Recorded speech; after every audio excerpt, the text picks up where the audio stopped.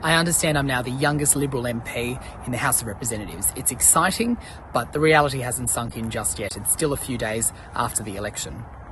McPherson here on the Southern Gold Coast has a broad demographic in terms of age, background and experiences, and I will be their voice in Canberra. I'll fight for their interests, and I can do that because over the last couple of months, in fact almost the last year, I've been out campaigning, listening to thousands of people on the doors when I'm out in the community at various events, speaking to them on the phones, and what I've actually been able to do is understand their concerns, and the way I've engaged with people with my campaign committee has been very grassroots, and so I'm ready and able to fully represent their interests and fight for the best deal we can get.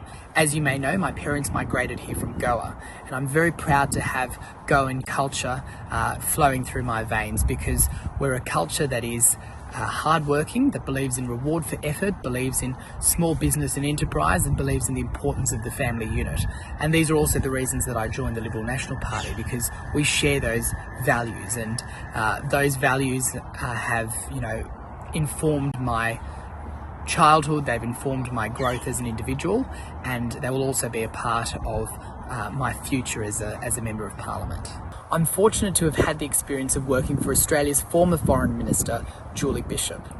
That role taught me to develop a very strong work ethic, and that's something that I'll take to Canberra as the federal member for McPherson.